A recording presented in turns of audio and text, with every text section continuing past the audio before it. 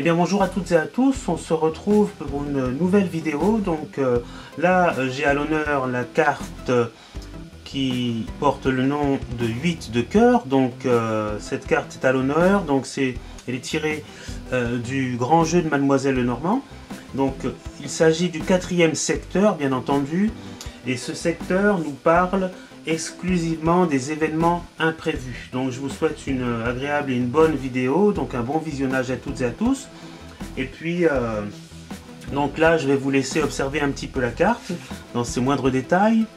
Donc je vous laisse un petit peu de temps et puis nous allons ensemble parler, expliquer, tenter d'expliquer un petit peu cette carte que nous avons devant nous.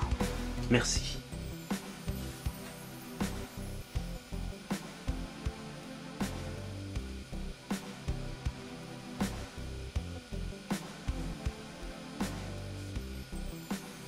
Donc voilà, donc je vous ai laissé un petit peu de temps, on va commencer à décrire un peu cette carte. Donc pour le sujet central, nous avons, on voit bien un aigle qui a ses ailes déployées, donc il prend une bonne partie du centre de la carte. Donc cet aigle, bien sûr, porte dans ses serres un crapaud, semble-t-il. Donc il l'emmène en hauteur. Donc alors, si nous décrivons un peu cette carte, donc l'aigle est bien sûr est une figure royale. Donc on peut percevoir quand même que l'aigle voit ses proies de très très loin.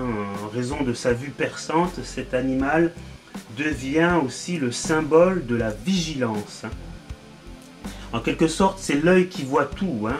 Regardez, quand on regarde cette figure, on voit que l'aigle regarde même derrière lui, ou à côté de lui. Donc, on a l'impression qu'il regarde de toutes parts pour enlever sa proie. Donc, il incarne aussi le messager entre le soleil et la terre, entre les dieux et les humains, entre Dieu et l'homme. Il accompagne également les grands héros et les divinités mythiques. C'est un animal céleste grâce à sa dimension de puissance. Il a été choisi comme emblème par de nombreuses nations. Il est le seul quand même à regarder, il est capable de regarder le soleil en face. L'aigle en quelque sorte est l'archétype solaire et divin qui trouve une place de choix dans les cultures et les civilisations du monde entier. Voilà, donc ce qu'on peut dire de l'aigle. Donc on va parler ensuite de l'eau. On voit l'eau qui est à peu près calme, qui n'est pas du tout agitée. Donc l'eau indique toujours l'accès aux profondeurs de l'inconscient, ainsi que l'inconscient lui-même. Donc il s'agit d'un étang qui, en limitant et en délimitant, précise et détermine ce que le symbole fluide et aquatique dilue. Donc la végétation à côté, d'une part et d'autre de l'étang, semble fertile et vivifiante. Elle révèle le caractère fécond de la situation. Et là, nous pouvons observer entre les serres de l'aigle un crapaud. Donc, il est perçu bien sûr par Mademoiselle Lenormand comme négatif, incarnation maléfique, des expressions telluriques et représentation des forces sombres et infernales. Il devient synonyme de laideur, de peur et d'agression. Donc on peut remarquer qu'en fait le crapaud est un animal qui est mal considéré, qui fait peur, qui semble agressif. Contrairement à dans d'autres cultures, ou par exemple en Asie ou au Vietnam, le crapaud est symbolique de bonté, il semble très bénéfique. Donc voilà. Donc pour cette carte, il est aisé de donner un sens, bien sûr, à cette carte. Le mal est enlevé et élevé par les forces du bien, donc que considère l'aigle, qui est considéré par l'aigle, excusez-moi, et de la lumière apporte un espace et un moment de paix et de sérénité. Voilà, donc en gros, le bien vient chasser le mal de cette situation, hein, finalement. Hein. Donc le bien enlève le mal et laisse place à une autre, à d'autres possibilités créatrices. Voilà. Donc alors maintenant, on va pouvoir décrypter cette carte donc dans son ensemble. Là, nous avons dans le domaine de la cartomancie, donc c'est le 8 de cœur. On nous parle d'une joie secrète, d'une réussite sur une chose désirée depuis longtemps. Et on nous parle de grande famille. Voilà, donc les choses sont attendues hein, et finalement on arrive à obtenir ce qu'on veut. Donc il y a une joie quand même qui est quand même cachée et une réussite par rapport à une chose qu'on désirait depuis longtemps. Là, pour la lettre de codification, c'est le R qui est égal à 11. Au niveau des figures géomanciques, il n'y a rien, donc on ne l'explique pas. Pour la constellation, nous avons Aldébaran, le mont Ménal, Céphée et le Verseau. Donc on parle d'un voyage qui nous apporte la fin à nos soucis. La 8e étoile est une nébuleuse et indique un deuil réel ou symbolique. Pour le 3e, donc le petit sujet de gauche, on peut voir un tombeau, hein, une flamme, voilà, on la voit au-dessus, hein, une flamme voltigeant au-dessus. On nous parle d'héritage de petite importance, un cadeau et un espoir renaissant.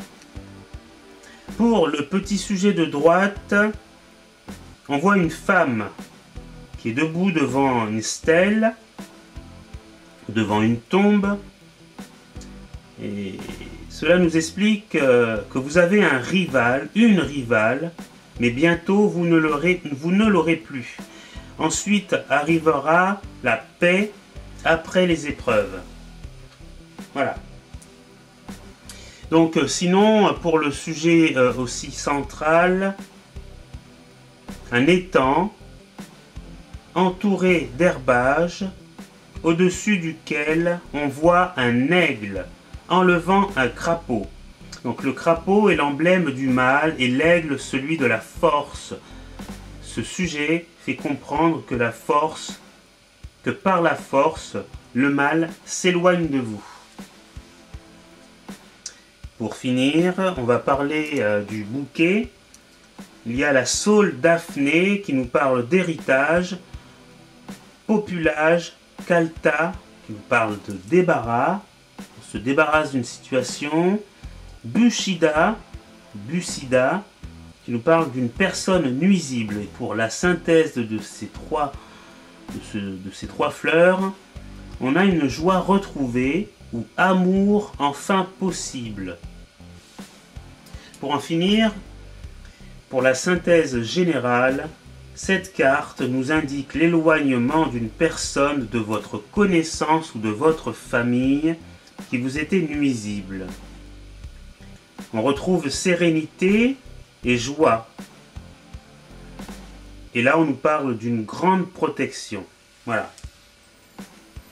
Donc, en fait, vous avez une personne qui pouvait vous causer du tort et qui sera écartée, hein, qui ne fera plus, qui ne vous gênera plus, hein, cette personne vous était nuisible et voilà, donc cette personne sera éloignée de votre entourage et vous pourrez retrouver une certaine joie affective, une forme de protection, une sérénité. Voilà, donc ça c'était l'explication de Carole Sédillot et de Chantal Frelot. On va continuer avec le livre de Corinne Morel.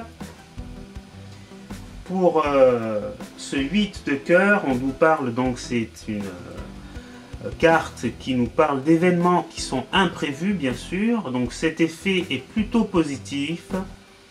Donc sa valeur numérique est 11, la lettre de codification est le R. Pour le sujet central, sa représentation, donc on le voit bien, hein, on voit un aigle qui tient sa proie entre ses puissantes serres, donc sa proie est un crapaud. Donc l'interprétation que nous donne Corinne Morel, on parle du malheur d'une personne fait le bonheur du consultant. Un adversaire ou un rival s'éloigne. Donc une personne s'en va, hein, bien sûr. Le sujet peut bénéficier d'un poste devenu vacant. La défection d'une personne favorise ses projets et lui ouvre les portes. Alors là, hein, ça peut être valable dans le domaine professionnel. Hein, donc vous attendiez peut-être un poste depuis longtemps, une personne démissionne ou est en quelque sorte ou est viré ou est en quelque sorte s'en va. Et ben on vous proposera ce poste vacant. Voilà. Ensuite, on va vous parler du sujet de droite, donc une femme devant une tombe. Donc le sujet de droite exprime un éloignement affectif douloureux ou la nécessité de se séparer d'une personne ou d'un élément de sa vie pour se réaliser et évoluer. Donc là, il y a la nécessité en fait de vous séparer d'une personne ou de vous éloigner de quelqu'un pour enfin commencer à vivre votre vie et commencer à vous réaliser et à évoluer. Le sujet de gauche, un tombeau éclairé par une flamme. On voit cette petite flamme au-dessus. Le sujet de gauche peut annoncer un héritage réel ou tout gain suite au départ de quelqu'un.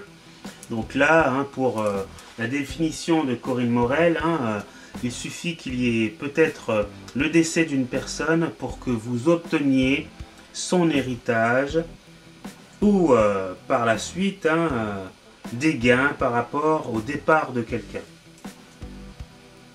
Voilà pour le livre de Corinne Morel.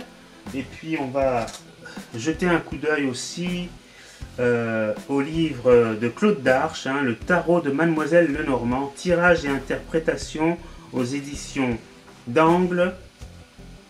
Donc on nous parle d'un étang entouré d'herbage au-dessus duquel on voit un aigle enlevant un crapaud.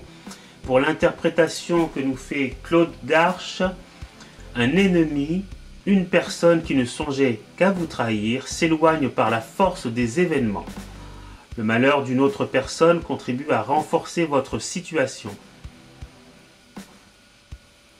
Alors là, on nous parle de trahison, hein. On nous parle qu'un ennemi ou quelqu'un qui vous causait du tort s'éloigne.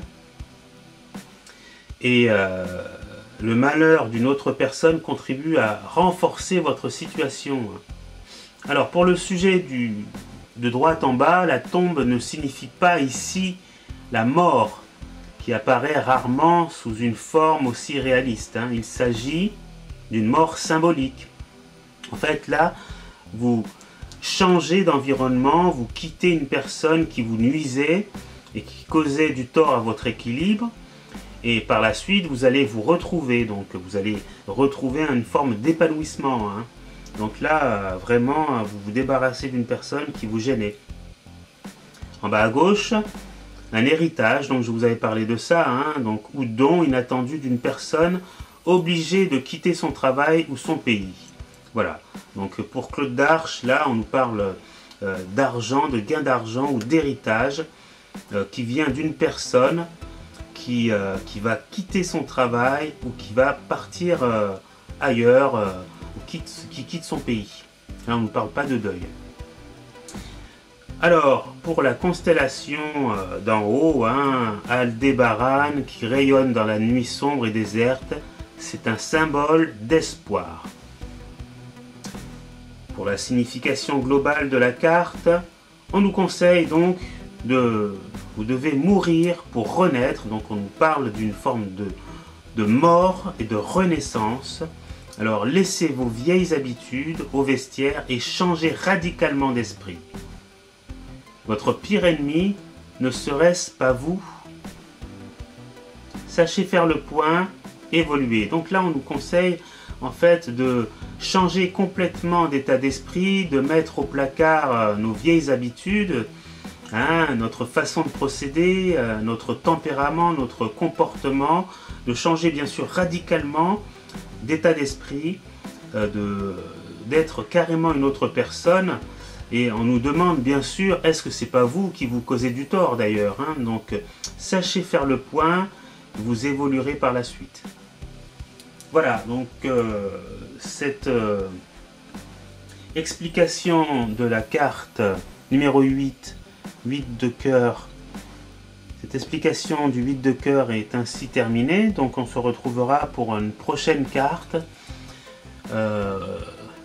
qui fait partie du sujet des événements imprévus. Donc je vous souhaite à toutes et à tous un bon visionnage, un bon apprentissage de cette carte. Et je vous dis au revoir et à bientôt. Merci.